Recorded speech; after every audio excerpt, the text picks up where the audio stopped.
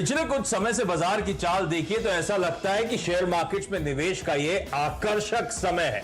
जिस तरह से सस्ते शेयर बाजार में उपलब्ध हैं, वैसे में कुछ एक्सपर्ट्स का मानना है कि ऐसा अवसर एक दशक में कभी कभी आता है, एक बार आता है। तो सवाल उठता है कि बाजार में कहां और कितना पैसा लगाना है। साथ ही निवेश करते समय सावधानी की भी जरूरत होती है। इसीलिए कोरोना की रोकथाम के लिए जिस तरह शहर गांवों को ग्रीन, ऑरेंज और रेड जोन में बांटा गया है, वैसे ही शेयरों का वर्गीकरण भी जरूरी है, और ताकि निवेशकों को नुकसान से बचाया जा सके। अगले आधे घंटे में हमारे एक्सपर्ट्स आपके लिए इन्वेस्टमेंट जोन तैयार करेंगे ताकि आप माला माल हो सकें।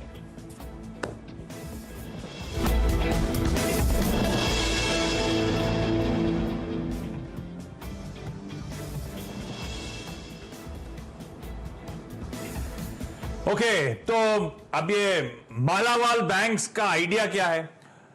तो दो आइडियाज अलग अलग थे जिनको कंबाइन करा गया। कहा जा रहा था कि बैंक्स को लेकर बहुत सारी क्वेरीज आ रही हैं।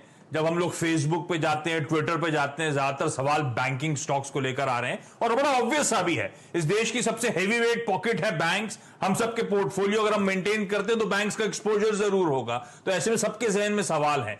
तगड़ा करेक्शन कई सारे इस तरह के मार्की बैंक्स तक में आ चुका है कि अब करना क्या है, क्या और खरीदारी करनी चाहिए, क्या ये सही स्तर है, क्या इस बैंक से दूर रहना चाहिए। बहुत सारी बातें, बहुत सारी खबरें हम सुनते रहते हैं कि भाई डेलिंक्वेंसीज बढ़ रही हैं, लोग पैसा नहीं देंगे, पता नहीं, बहुत सारी चीजें चल रही हैं। तो बड़ा ऑब्वियस था कि बैंक्स एक ऐसी पॉकेट है जिसमें सबका इंटरेस्ट है, सब जानना चाहते हैं चल क्या रहा है और रणनीति निवेश की क्या हो।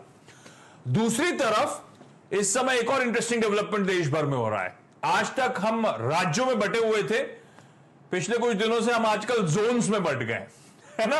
रेड जोन एकदम सबसे ज्यादा दिक्कत वाला जोन है ना, वहां पे खुल नहीं रहा, कुछ मामला गड़बड़ा रहा है। ऑरेंज जोन दिक्कतें हैं, कम है, थोड़ा सा ढील दे रखी है। ग्रीन जोन कोई दिक्कत नहीं है, सारी एक्टिविटीज को खोला जा रहा है।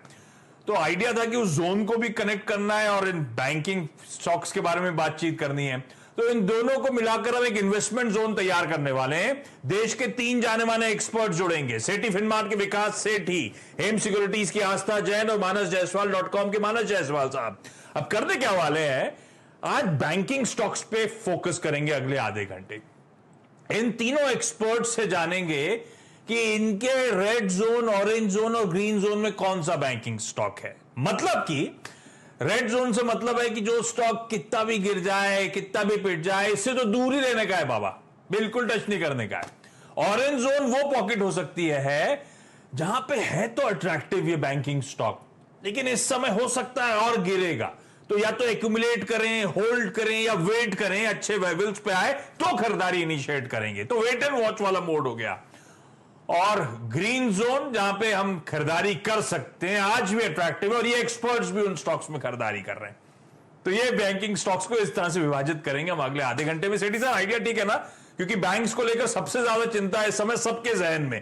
पिटे हुए हैं तो अट्रैक्टिव लगते हैं, लेकिन खबर सुनता हूं कि ये भी हो सकता है, वो भी हो सकता है, ऐसा होगा वैसा होगा, तो डर लगने लगता है सर।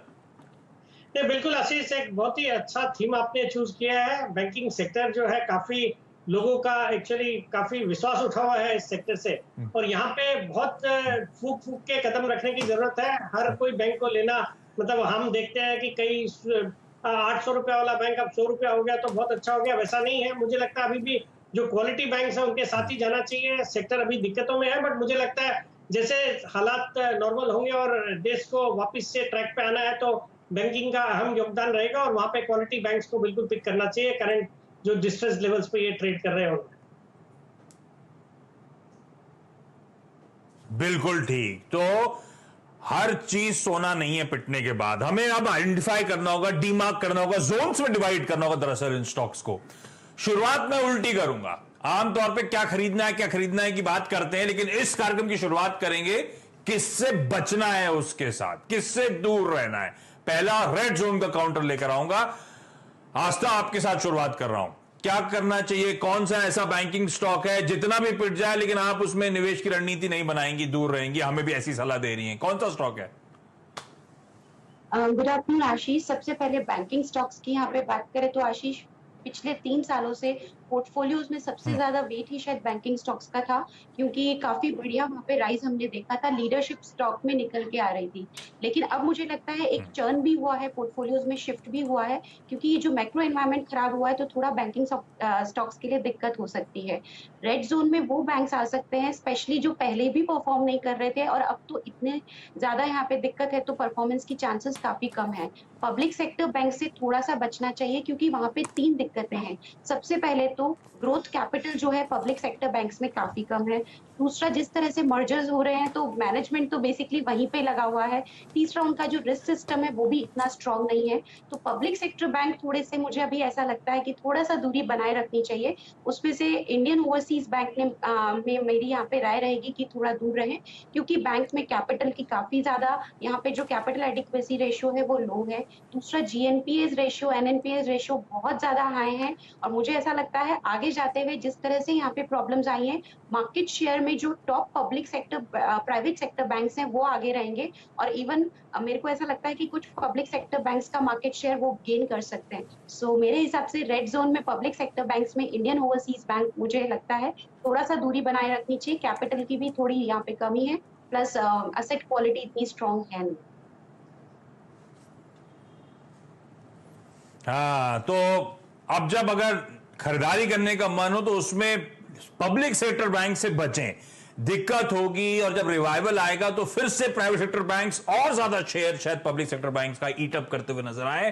कैपिटल को लेकर चैलेंजेस होंगे, ठीक बात है। और उसमें एक बैंक है जो आपको पेनी की तरफ वैसे ही बढ़ चुका है, नजर आएगा, लेकिन कितना भी पिट जाए इस बैंक को अवॉइड ही करना है, वो है आईओबी, इंडियन ओवरसीज बैंक।